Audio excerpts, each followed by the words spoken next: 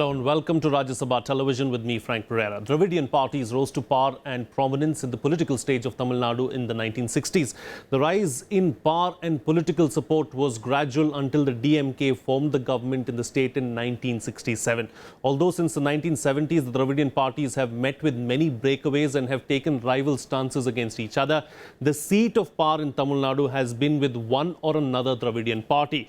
The increase in popularity of the Dravidian parties in the 1960s is attributed to several factors. The series of events climaxed with anti-Hindi agitation, which led to the downfall of the popularity of the then Indian National Congress government in the state and the eventual rise of Dravidian parties to power.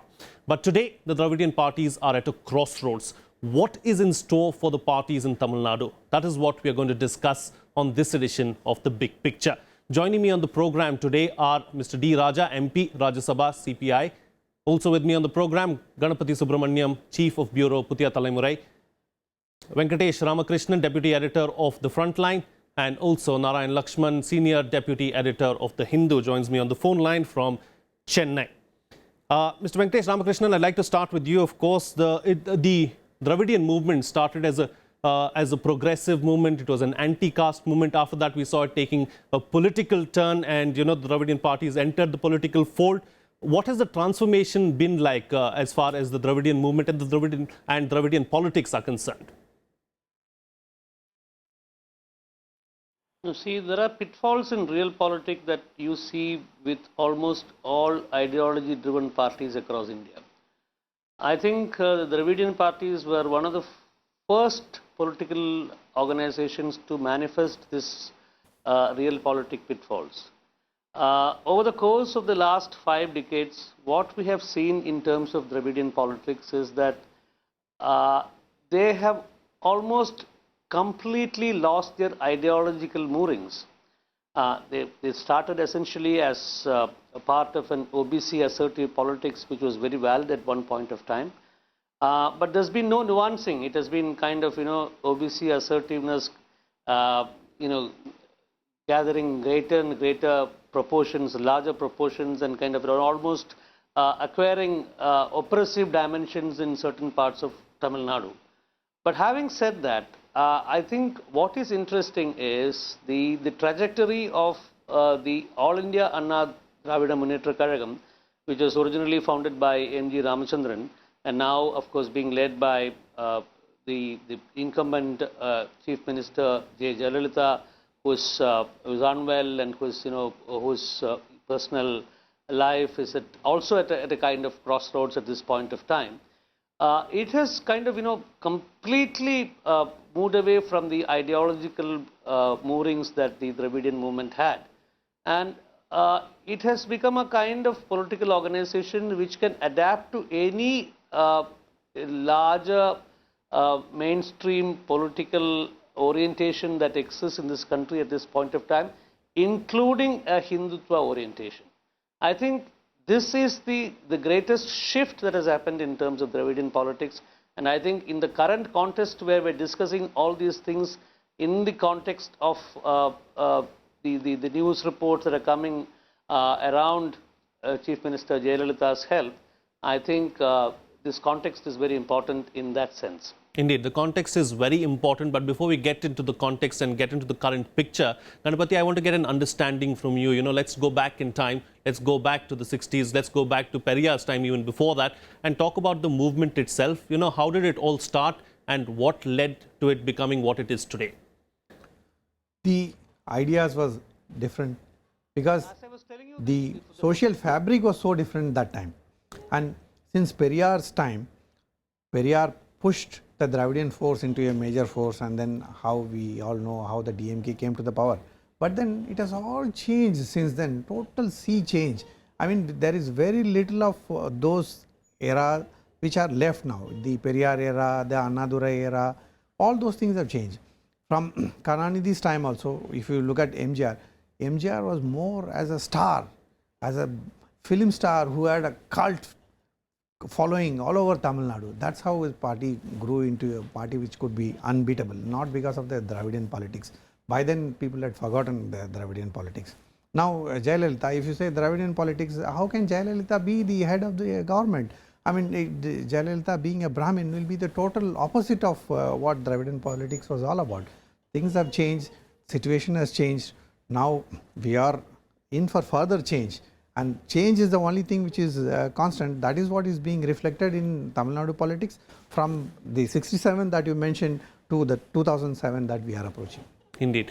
Mr. Raja, are you in accordance with what our previous guests have said, that Dravidian politics or Dravidian has lost its focus somewhere down the line, and it is not what it is today that it was 60 years ago?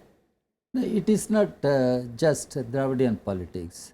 The politics of the entire country is in a churning process, and the politics of Tamil Nadu is in a churning process. In fact, we can't write off the Periyar movement or the legacy of Periyar, because Periyar had certain ideological positions, very strong ideological positions against caste, against religion, religious fundamentalism, even against God. He was the founder of self-respect movement. He was really the champion of justice in the state of Tamil Nadu. But Periyar never thought of capturing political power. He remained as a fighter, a social activist, social reformer, rationalist, etc., etc. But he never tried to target the political power and tried to capture the political power. It was Mr. Annadurai, whom we all fondly call Anna. Yes. He was the person who really captured the real spirit of Tamil aspiration, and he fought for political power. He said we should fight elections, we should win political power. That is how the DMK emerged. Not only that, since 1967, it was one party government at national center. It was the same party governments in all states. In 1957, of course, the communists fought the elections and defeated Congress. We emerged as an alternative in Kerala. That was the first non-Congress government as an alternative to Congress in Kerala. Later on in 1967, more than 8 states, the Congress was defeated. DMK emerged as the ruling party in Tamil Nadu. Since then, again, I go back to Mr. Anna, who brought the pro-poor agenda as the agenda of governance, agenda of government. It was Mr. Anna who said one measure rise for 1 rupee. In fact, he said 3 measures of rise for 1 rupee. Then he said 1 measure of rise for 1 rupee, it is guaranteed. What I am saying, it was done or not, that was not the issue. He brought the pro-poor politics, pro-poor agenda to the focus. Somewhere down the line were the poor forgotten, but... No, again I am attacking that thing, that pro-poor politics continued in Tamil Nadu. Even after Anna, Mr. Karunanidhi had to continue those policies, the slum clearance, giving house to poor people, all continued. And after Mr. Karunanidhi, MGR became Chief Minister. You will not believe, those who live in Tamil Nadu, they alone can understand. It was MGR who took the electrification to villages. For instance, in my own village where I was born and I grew up, and I was born in a hut and no electricity, and even as a college student I used to sit under street light. That was the first time the street light was brought to our small village. Then it was MGR who introduced 1 hut, 1 lamp scheme, taking 2 rupees from each hut dweller. What I am saying, MGR was a great champion of people, and who MGR identified himself with poor people identified themselves with MGR. MGR remained as an icon of Tamil people, and particularly the poor people, marginalized people, the women, everybody. MGR was a great icon. So in Jayalalitha's case, she took over the legacy of MGR. And as Mr. Ganapathy says, despite being a Brahmin woman, but she identified with MGR and MGR's legacy. She carried forward that MGR legacy. That helped her to reach out to people. Having said that, what I am saying, it is not that Dravidian politics has gone or Dravidian ideology has gone. Of course, the Dravidian so-called parties, Dravidian parties, DMK, ADMK, they are passing through certain ideological, political saturation. I can put it like that. What next? What new? They are stuck. Even left parties used to be a traditional force in Tamil Nadu. And along with the Dravidian movement, the left movement used to work. And this is the first time the left has no presence in the state assembly. It is a matter of serious introspection for the left parties. And I'm glad that you're accepting it as well, and you're willing to change that, and maybe somewhere down the line it will change. It is all realities. Yes. So one has to be very realistic and critical as well as self-critical. Then only we can move towards. Fair enough. We can move forward. That is what I am trying to explain. What I am trying to say, this Dravidian, don't let us not write off the ideological, political positions of Dravidian movement. Dravidian party is separate. I have my own criticism of Dravidian parties, whether it is Dravida Kadagam or DMK or ADMK or MDMK. I have my own criticism. Parties are different, but the movement and the party should be kept aside and looked at individually and not collectively. Fair enough. Fair enough. That's a very fair point that you're making. Narayan, Lakshman, one of my earlier speakers also said that change is a constant. So as far as Tamil Nadu politics is concerned, in the present, looking at where Jayalalitha is and looking at where Mr. Karunanidhi is also, both of them unfortunately are in hospital. Do you believe that change is a constant, and there is going to be a new force that is going to emerge in Tamil Nadu politics?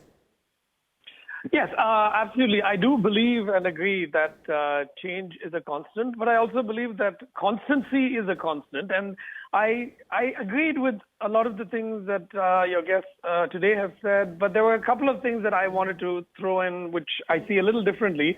And so obviously you have these Dravidian parties that have evolved over many decades. And yes, in the more recent decades, they have certainly shifted their ideological focus, or they have, you could even say, been forced to shift it by the changing, dynamics of society, of caste, and the economy. But I wanted to emphasize the continuity that is there, because as someone who has also studied these in my own research in the past, I feel that there is an essential element in the economic or in the political economy realm which has remained constant even through this time, and that is actually a very defining trait of Tamil Nadu and its economy itself. And what that is this propensity of all Dravidian parties, no matter how they differ in their ideologies or leadership styles, to engage in what you can loosely call populism, but I would prefer to call mass welfare schemes. So that is the defining trait, and I think we alluded to this earlier, maybe Mr. Rajya or one of the other speakers, where in the with Anna Durai, they started this, subsidized rice and so on. In fact, even going back to pre-Dravidian times of 1962 and 63, under Kamaraj, the midday meal scheme or the noon meal scheme was actually launched. And then subsequently, a decade later or more, MGR took that up in a massive way and made Tamil Nadu the pioneer state for the midday meal scheme across the country. And years later, the Supreme Court of India saw that and made it a sort of almost a mandatory policy across the nation. So Tamil Nadu and its Dravidian leaders have been path blazers in that regard.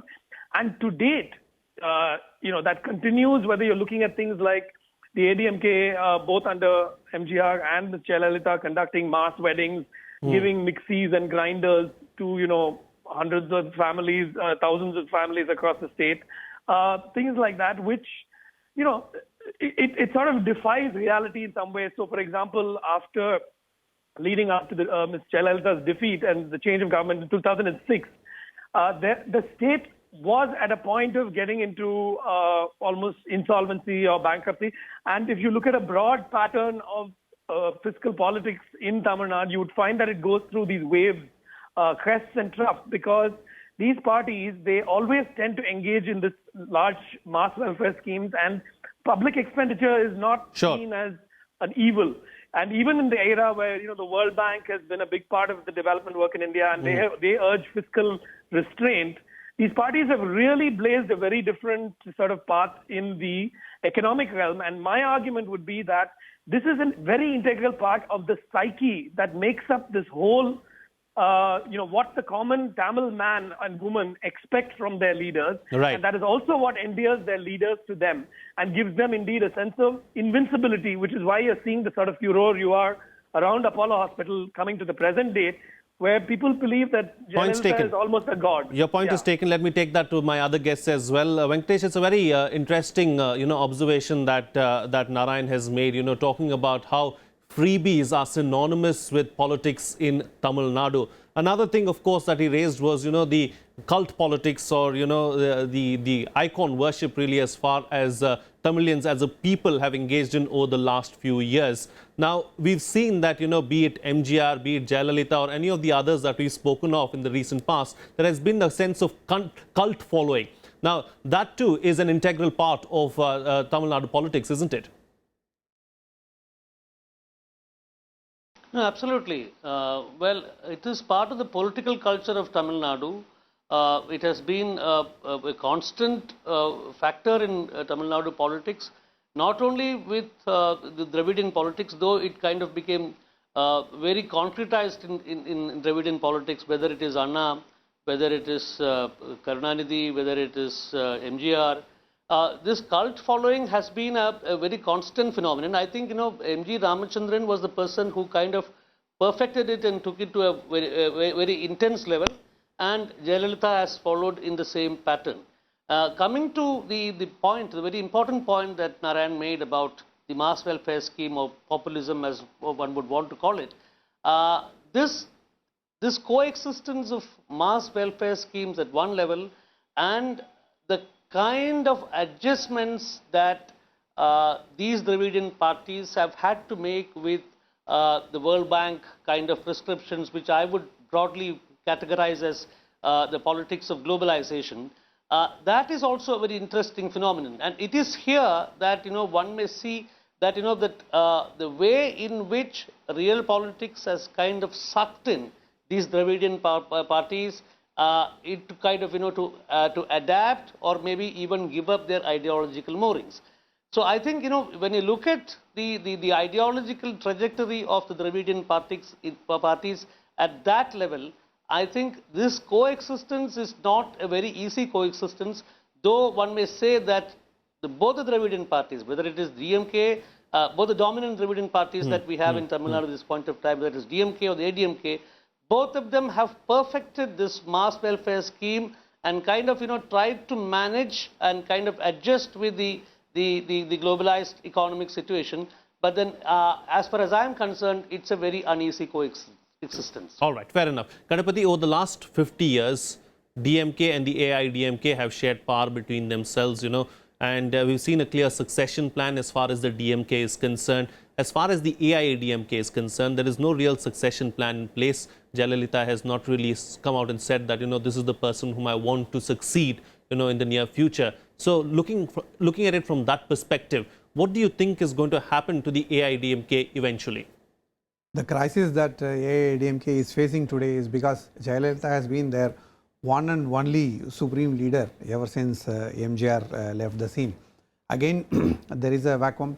It throws up a lot of opportunities with a lot of challenges.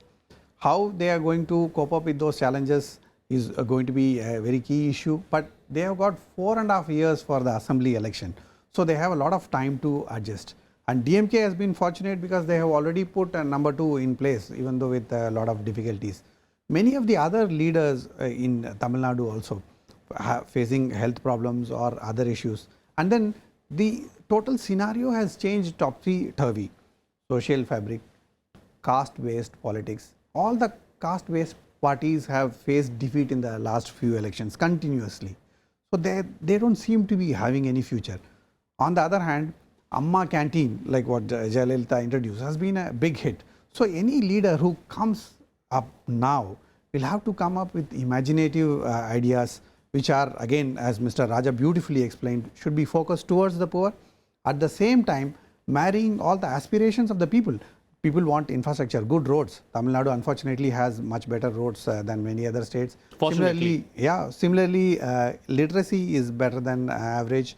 Also, law and order is much better than many other states, especially the North Indian states.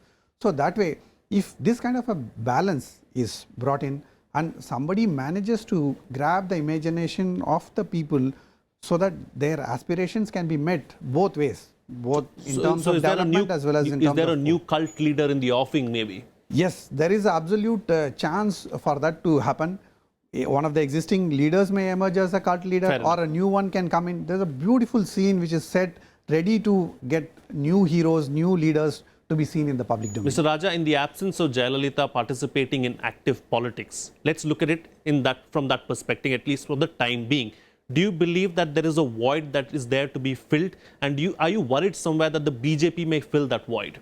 No, I do not foresee any void as far as Tamil Nadu is concerned. And BJP, of course, is trying hard, not only now, even when Jayalalitha was quite active and energetic. BJP was trying. When DMK was in power, BJP was trying. It is not that BJP was keeping quiet. BJP tried. Hindu Munnani tried, and all Hindutva organizations tried in that state. But they could not have a foothold in the state of Tamil Nadu because of the presence of strong Dravidian ideology and political moorings. And my previous panelists, they were talking about the political economy, politics of globalization or economy of globalization. It is not that Tamil Nadu lagged behind. Even during freedom movement, it was Tamil Nadu which launched a big agitation for social justice, for reservation. That forced the British government to accept the communal GO, which ensured reservation for non-Brahmins. And Kamaraj, in fact, was from such a tradition. Kamaraj was different from others because Kamaraj was MLA from my own assembly segment. I have seen him as a small kid, how Kamaraj used to work. He introduced the midday meal scheme, but it was a targeted one for Adi Dravidas, that is, what do you call present day Dalits. But when the Dravidian movement came, when MGR became chief minister, it became universal. And fair enough. In all, this is one thing. The second thing, the political economy of globalization has led to more and more inequalities. There is a need for intervention of the state through various welfare schemes. And when people talk about freebies or subsidies or mass populist welfare schemes, I really take it with a pinch of salt, because it is somewhat insulting to the poor people. Because in fact, state intervenes to guarantee those things as a compensation to their denied share in the wealth they create. I said it in Parliament, and I have no hesitation to say it here. So Tamil Nadu had that tradition, that welfare state, the character of welfare state, and introducing welfare schemes and welfare measures. It was essential, and nobody should take it as some kind of insulting one for poor people. These poor people have the right to claim their share in the wealth. I'll have to cut you short. Last thing, for the future of Tamil Nadu, I am confident history will throw leaders. Okay. And that's a very valid point that you're making. There's nothing to worry about. Leaders will come up eventually. Narayan, Lakshman, before I close the show, in just 10 or 20 seconds, just, who stands to gain from this current situation? Firstly, I just wanted to quickly say that when I refer to mass welfare schemes, I mean them entirely positively, and I'm also, I do feel they've made a very big difference to Tamil Nadu being the leader in terms of literacy, healthcare, so many other social indicators, and I think that will continue. And to answer your question, I think the real challenge is while that setup that we have all been speaking of on this panel of Tamil Nadu politics, which had strong leaders having this sort of redistributive effect economically across the political spectrum, while that has been a very positive and workable model because you have these leaders, the contradiction is that when these leaders are aged out, and they pretty much have, and even if you look at M.K. Stalin, the so-called successor of the DMK, he's 63, and you know he does not necessarily enjoy statewide popularity of the kind his father did, or Ms. Jayalalitha or MGR did.